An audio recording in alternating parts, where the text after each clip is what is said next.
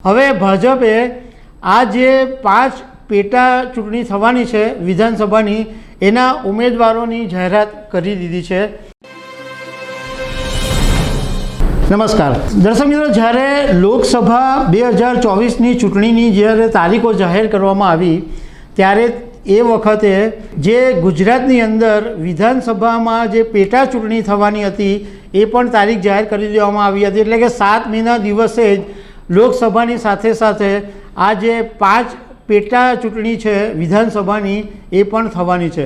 હવે ભાજપે આ જે 5 પેટા ચૂંટણી થવાની છે વિધાનસભાની એના ઉમેદવારોની જાહેરાત કરી દીધી છે। પહેલાં હું તમને નામ કહી દઉં કે પોરબંદરથી અર્જુનભાઈ મોઢવાડિયાને ટિકિટ આપવામાં આવી, વિજાપુરથી CJ ચાવડા, માણાવદરથી અરવિંદ લાડિયા, ખંભાતથી ચિરાગ પટેલ, વાઘોડિયાથી અપક્ષ ઉમેદવાર ધર્મેન્દ્રસિંહ વાઘેલા, આટલા જે છે એને ભાજપે ફરીથી ટિકિટ આપી છે। હવે આની ઉપરથી તમને આઈડિયા આવી જ ગયો હશે કે આ બધા જે પેટા ચૂંટણી કરવાની જરૂરત શું કામ પડી તે વાત સમજીએ કે આ બધા જે નેતાઓ હતા કે જેને ભાજપે ટિકિટ જાહેર કરી એ બધા એમાંથી 4 પહેલાં કોંગ્રેસમાં હતા અને કોંગ્રેસ છોડીને ભાજપમાં ગયા એટલે ત્યાં આગળ વિધાનસભાની સીટ ખાલી પડી એટલે ત્યાં પેટા ચૂંટણી કરવાની જરૂર પડી। એવી જ રીતના એક વાઘોડિયા જે સીટ છે એ અપક્ષ ઉમેદવાર ધર્મેન્દ્રસિંહ વાઘેલા જીતેલા અને ધર્મેન્દ્રસિંહ ભાજપમાં જોડાયા એટલે આ સીટ ખાલી પડી હતી। હવે આ જે 5 સીટ છે એ જે સીટ ઉપરથી જે ધારાસભ્ય હતા એ જ સીટ ઉપરથી એમને ટિકિટ આપવામાં આવી। એટલે અર્જુન મોઢવાડિયા હતા એ કોંગ્રેસમાં પોરબંદરના ધારાસભ્ય હતા એટલે ભાજપે એમને પોરબંદરથી ટિકિટ આપી। એવી જ રીતના CJ ચાવડાને વિજાપુરથી, અરવિંદ લાડિયાને માણાવદરથી, ખંભાત ચિરાગ પટેલને ખંભાતથી અને ધર્મેન્દ્રસિંહ વાઘેલાને વાઘોડિયાથી એ રીતના 5 જણાને ટિકિટ આપવામાં આવી છે।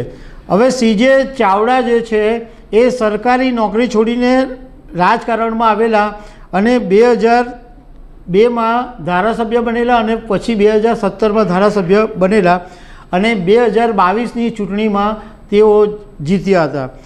CJ ચાવડાનું ક્ષત્રિય સમાજની અંદર બહુ મોટું નામ કહેવાય છે અને એમને એક કદાવર નેતા તરીકે ઓળખવામાં આવે છે। અર્જુન મોઢવાડિયાની વાત કરીએ તો 1997માં તેઓ કોંગ્રેસમાં જોડાયા હતા, 2002માં ધારાસભ્ય બન્યા અને ગુજરાત વિધાનસભા 2022ની ચૂંટણીમાં પણ તેઓ જીત્યા હતા અને 2004થી 2007 સુધી વિપક્ષના નેતા તરીકે પણ તેઓ રહ્યા હતા અને કોંગ્રેસના એક દિગ્ગજ નેતા તરીકે એમનું નામ છે। માણાવદરના અરવિંદ લાડાણી જે છે એ કેબિનેટ મંત્રી જવાહર ચાવડાને 2022ની વિધાનસભાની ચૂંટણીમાં જીતેલા અને અરવિંદ લાડાણી માટે એવું કહેવાય છે કે એકદમ સાવ સીધા સરળ અને સાદા નેતા છે।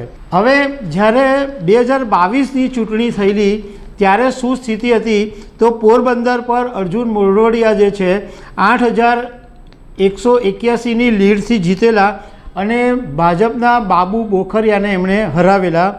વિજાપુરમાં CJ ચાવડા 7053ની લીડથી જીતેલા અને એમણે BJPના રમણ પટેલને હરાવેલા। માણાવદરથી અરવિંદ લાડાણી 3453ની લીડથી જીતેલા અને એમણે ભાજપના જવાહર ચાવડાને હરાવેલા। ખંભાતમાં ચિરાગ પટેલ 3711ની લીડથી જીતેલા અને ભાજપના મહેશ રાવલને હરાવેલા। વાઘોડિયામાં અપક્ષ ઉમેદવાર ધર્મેન્દ્રસિંહ વાઘેલા 14006 મતથી જીતેલા અને એમણે ભાજપના અશ્વિન પટેલને હરાવેલા। આમ તો ગુજરાતની અંદર 6 એવી બેઠકો છે જેમાં પેટા ચૂંટણી થવાની હતી। એક જે વિસાવદરની ચૂંટણીની તારીખ જાહેર નથી થઈ કારણ કે ભૂપત ભાયાણી આમ આદમી પાર્ટીની ટિકિટ પર જીતેલા પણ એ પછી ભાજપમાં જોડાઈ ગયા હતા અને એમનો અત્યારે કોર્ટમાં કેસ ચાલી રહ્યો છે એટલે વિસાવદરની જે પેટા ચૂંટણી છે એની તારીખ જાહેર કરવામાં આવી નથી। તો દર્શક મિત્રો, આવી અનેક વાતો સાથે અમે તમને મળતા રહીશું। Thank you very much.